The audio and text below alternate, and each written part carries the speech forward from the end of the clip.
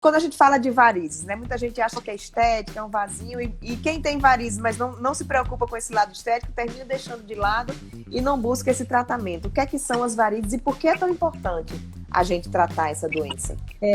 Primeiro que a varizes é uma doença que incomoda esteticamente a mulher, porque é uma doença que ela está embaixo da pele. Então, eu costumo sempre dizer que a varizes é uma doença que ela não nos trai, porque nós conseguimos visualizar desde o início do tratamento. Desde o início do tratamento, a gente consegue visualizar aquelas primeiras microvarizes, aqueles vasinhos, depois eles vão aumentando para aquelas veias mais verdinhas, depois vão virando aquelas veias mais tortuosas. Então, é uma doença que não nos engana.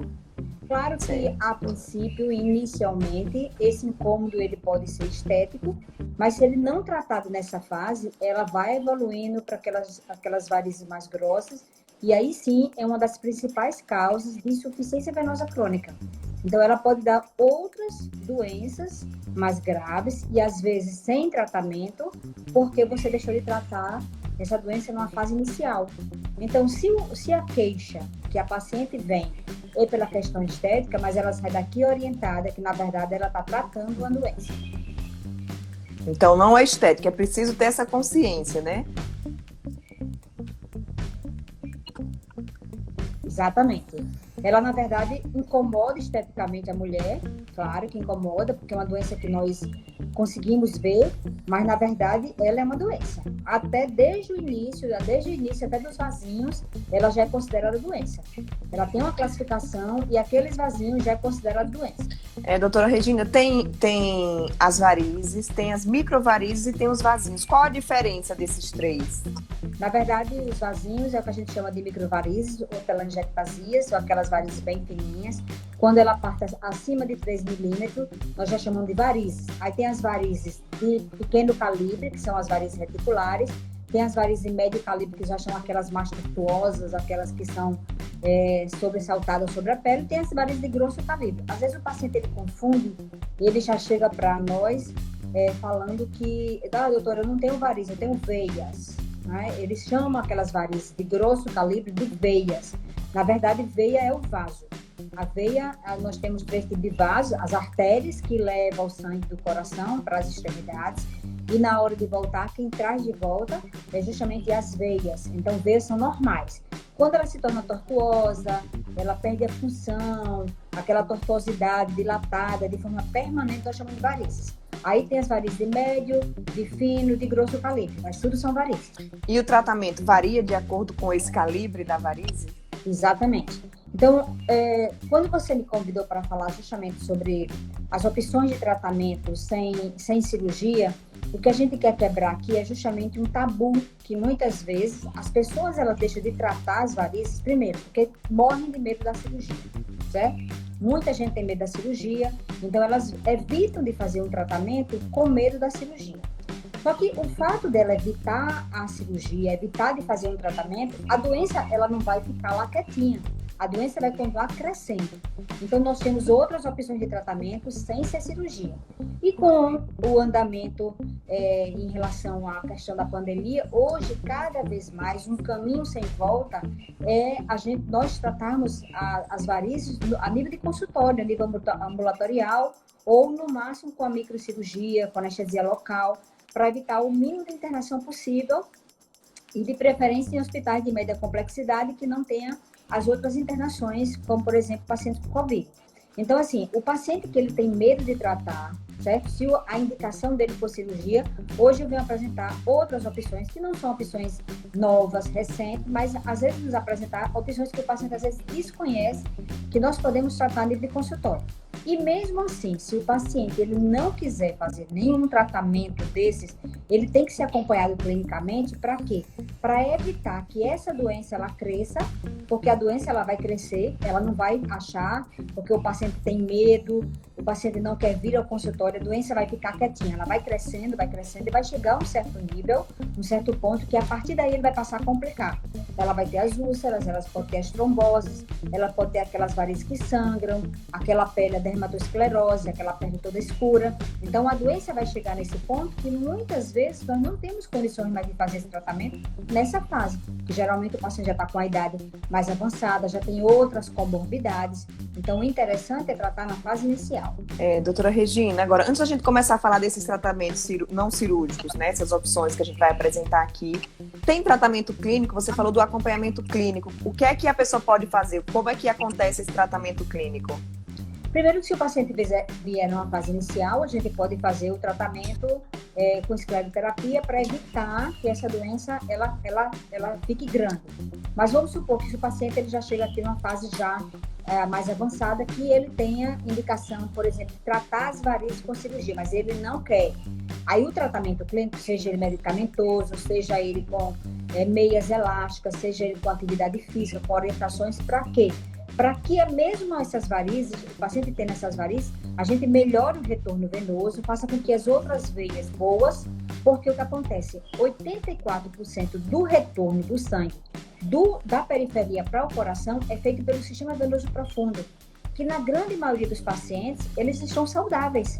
Só que na hora que você desenvolve varizes, a tendência do sangue é procurar o caminho mais fácil. E chega lá, nessas varizes, e elas param. Por isso que ela dá aquela insuficiência venosa crônica. Quando você trata, seja com medicação, seja com a meia, com atividade física, com drenagens, você faz o tratamento clínico, você está forçando o sangue a voltar para o sistema venoso profundo e assim ele volta para o coração. Então, clinicamente, o paciente vai ter melhora da sintomatologia, ele vai retardar a progressão da doença e ele pode evitar aí as complicações.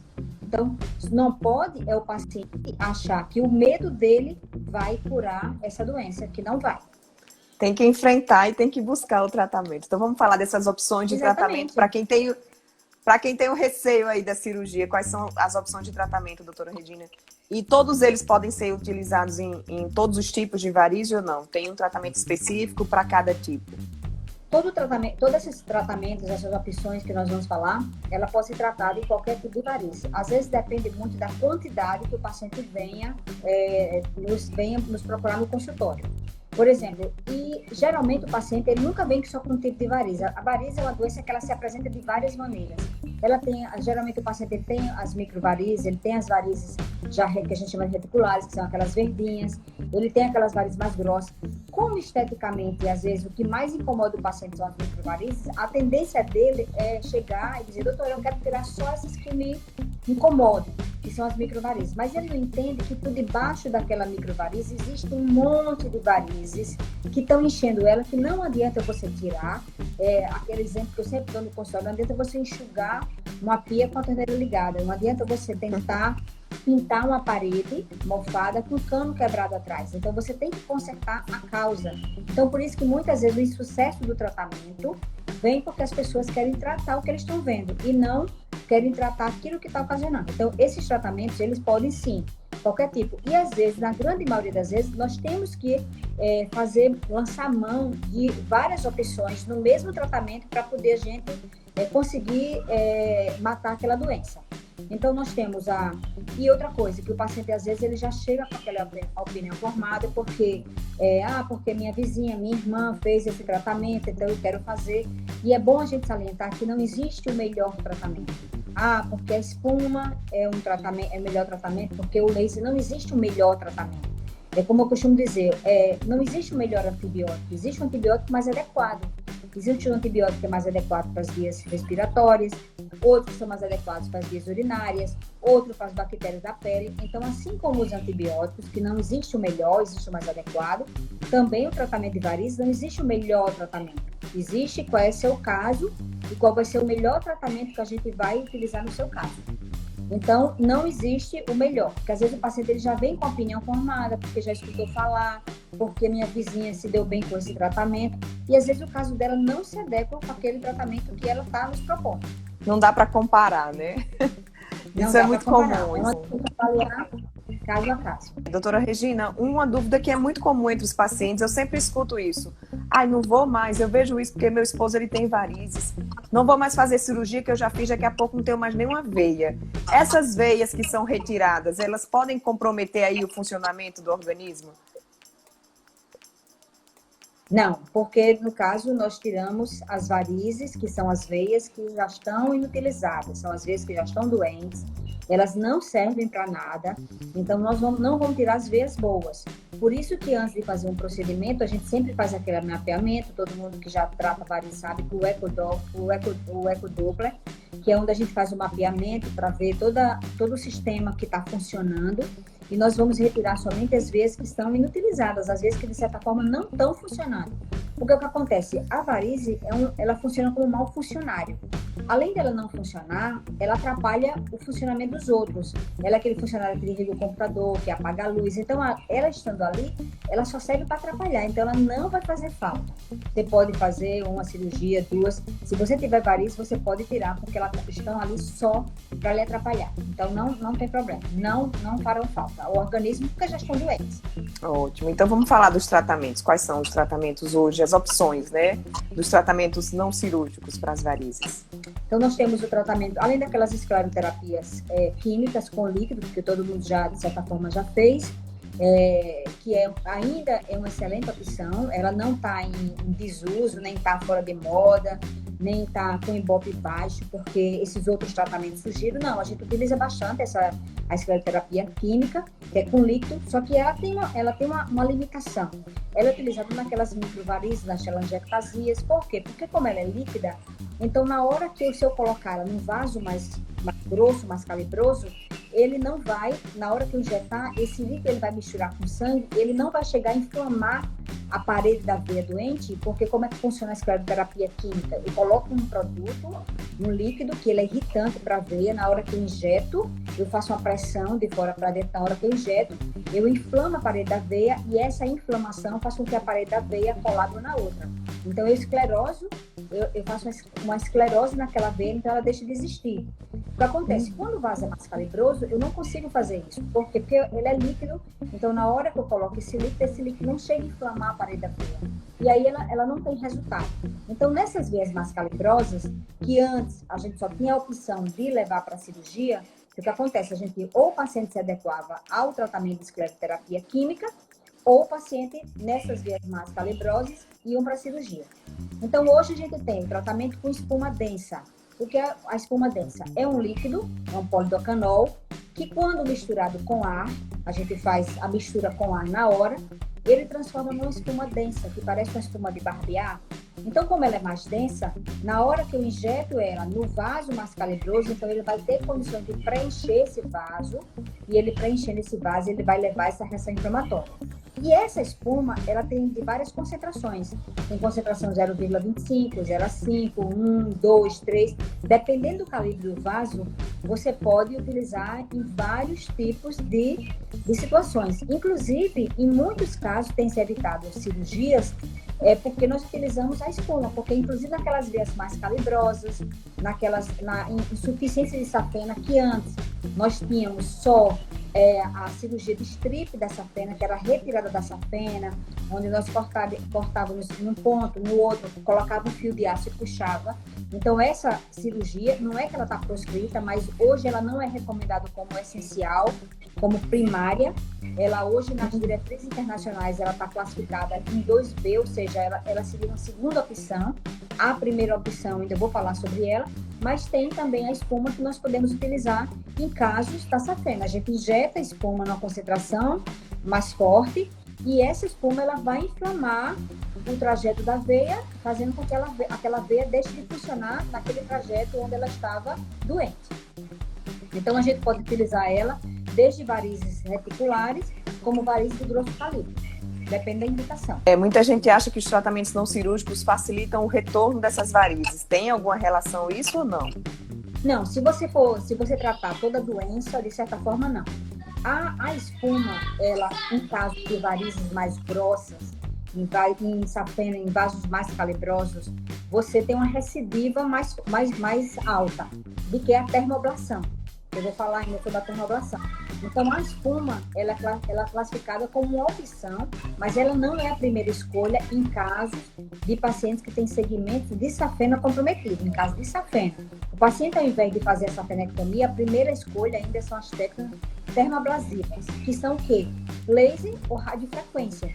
que é onde a gente coloca um catéter, esse catéter é guiado por ultrassom, por um eco, guiado no trajeto onde está a safena insuficiente e ele emite um calor. A radiofrequência emite um calor de micro-ondas e o laser, ele emite uma energia que ele é aquecido, essa ponta desse catéter, ele sai queimando toda a safena, sem você precisar fazer a retirada da safena cirurgicamente. Com isso que acontece, então, tanto a agressão cirúrgica, como a recuperação do paciente no pós-operatório, como os riscos aos procedimentos cirúrgicos. Hoje você consegue fazer, por exemplo, uma termoablação com anestesia local, se for o caso. Pode fazer, porque quanto menos tempo, por exemplo, o paciente ficar em locais de ambiente cirúrgico e retorno ao trabalho, melhor. Mas isso não no consultório, né? Isso é num hospital de média complexidade. Tem colegas, ou pode ser no consultório também? Tem colegas que já fazem consultório, desde que o consultório ele tenha todo um suporte, se acaso tiver a necessidade de fazer. Sim, isso vai se tornando uma cirurgia ambulatorial, certo? Nós aqui em Natal, como nós temos a facilidade de termos um hospital de referência, que é Anjo Vascular, que é um hospital de média complexidade, que é um hospital pequeno, que só faz cirurgias menores, um hospital guia, então a gente termina que utiliza Anjo Vascular. Mas colegas que não têm essa facilidade de ter um hospital desse, ele faz sim cirurgia ambulatorial, pode ser feita cirurgia ambulatorial. E esse é um caminho que nós estamos seguindo sem volta. Cada vez mais o tratamento de varizes vai ser feito ou no hospital de média complexidade ou nas próprias clínicas mesmo, porque para evitar justamente as internações cirúrgicas. E a recuperação, né? Comparando com a cirurgia convencional, a recuperação de uma pessoa que faz essa cirurgia da safena com laser, como é que é a recuperação, doutora Regina? Eu costumo dizer, porque às vezes o paciente ele acha que, por exemplo, a cirurgia de laser é uma cirurgia que ele não vai sentir nada, né? Que é uma cirurgia espiritual. E eu costumo brincar, não é uma cirurgia espiritual, não é que você não vai sentir nada. Você vai sentir alguma coisa, mas comparado com a cirurgia convencional, é totalmente comparar o incomparável. Não dá para comparar. Hematomas, dores, agressão, tempo cirúrgico, totalmente, eu costumo dizer, porque às vezes o paciente, doutora, mas o resultado é o mesmo? É o mesmo. Você vai para o Rio de Janeiro, um você vai de avião, outro você vai de ônibus. Ambos vão chegar lá, só que realmente com trajetos totalmente diferentes, não dá para comparar. Não é que a gente não faça mais a cirurgia convencional, nós fazemos porque também a cirurgia com laser, ela tem um certo limite, até um certo calibre, você consegue queimar ela. Quando a safena, por exemplo, ela tem um calibre acima de 10 milímetros, 12, você não consegue, com laser, você não consegue cateterizar essa safena. Então, às vezes, a gente tem algumas indicações, mas hoje, nas diretrizes internacionais, elas são colocadas como a classificação como uma segunda opção, não como a primeira opção. Então, hoje nós temos técnicas realmente mais que o paciente ele não vai ter a desculpa de não tratar, certo? E volto a salientar, mesmo que o paciente ele tenha medo de fazer o procedimento de varizes, porque tem muitos pacientes que têm os seus traumas, isso não dá o conforto para ele não acompanhar a doença, para lá na frente não ter as complicações. Porque é uma doença que vai progredir efetivamente. Certo, doutora Regina, tem muitas perguntas aqui. Só antes de eu passar para essas perguntas, eu queria só tirar uma dúvida. Você falou com relação à termoabrasão, né? Que pode ser radiofrequência ou laser. Qual a diferença em que casos você usa radiofrequência, em que casos usa o laser, ou tanto faz? É uma escolha ali do profissional? Na verdade, são técnicas muito parecidas. Às vezes a escolha é mais porque a gente tem que investir em um aparelho. Então, você tem que investir em um aparelho. Então, a gente investe e treina. A curva de aprendizado vai ser mais no aparelho. Mas a técnica são muito parecidas. A radiofrequência, ela tem algumas menores limitações, porque como o catéter dela, ela vai queimando em segmentos, então, nas vezes perfurantes e algumas vezes reticulares, você não consegue fazer. O laser, ele tem um leque maior de opção. Mas, assim, como nós utilizamos mais a radiofrequência e o laser, fazer a termoablação, no caso da safena, para substituir a safenectomia convencional, então não tem muita diferença de resultado. Agora, por exemplo, quem vai retirar aquelas varizes reticulares com laser, realmente a radiofrequência já não serve tanto. E existe também o laser, outro tipo de laser, que é o laser transdérmico, que é um laser diferente desse laser que eu estou falando, porque esse laser que eu estou falando é um laser endovenoso, é um laser que a gente vai colocar um catéter para substituir essa safena. Existe o laser transdérmico, que nós fazemos a nível de consultório, que é uma lesão química nessas varizes, que nós podemos pegar, dependendo do tamanho do spot, ou seja, o tamanho da luz que nós aplicarmos e os parâmetros que vamos utilizar, nós podemos utilizar para fazer as telangiectasias, para fazer, por exemplo, as varizes reticulares, as varizes até 3 milímetros, nós conseguimos utilizar. E também varizes de rosto, as microvarizes de nariz, aquelas varizes de face, tem muito paciente, né? Que tem aquela variz de face no rosto, então aquela variz, ao invés de fazer a aplicação com líquido, porque realmente você não tem muito controle, porque de certa forma as varizes do rosto, às vezes ela drena por ser cavernoso, e para evitar uma complicação maior, então a gente prefere fazer com laser. Varizes periorbitárias, tem muita gente que tem varizes ao redor dos olhos também, esse tipo de varize, ela é melhor fazer com laser. Certo, e a recuperação, eu acredito, desse laser transdérmico é bem tranquila, né? Tranquila. É mais estético, né? Mais estético. Também, nesse caso de rosto, outra queixa também, que às vezes os pacientes não atentam, tem pacientes que têm o colo com varizes também, varizes muito salientes, que são umas veias bem dilatadas. Outra opção também é o laser nessa região também.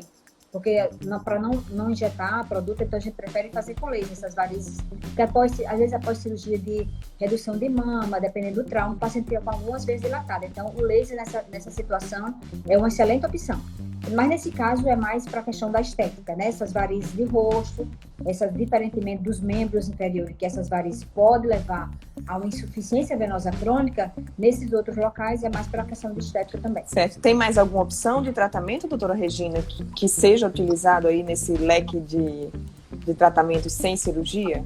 Não, porque nessa abrangência que surgiu a espuma laser, a gente está conseguindo realmente controlar muitos casos ali do consultório, levando para a cirurgia só alguns pacientes que às vezes preferem, pela questão também, porque às vezes a cirurgia, a microcirurgia, enfim, nós conseguimos tirar ao mesmo tempo mais coisas do que você fazendo em sessões. Então, às vezes o paciente tem uma certa pressa, às vezes ele tem uma certa urgência em fazer seu tratamento, então não é que a cirurgia está proscrita, a gente apenas está apresentando outros tratamentos daqueles pacientes que de certa forma tinham receio e têm os traumas em relação ao tratamento cirúrgico de varizes.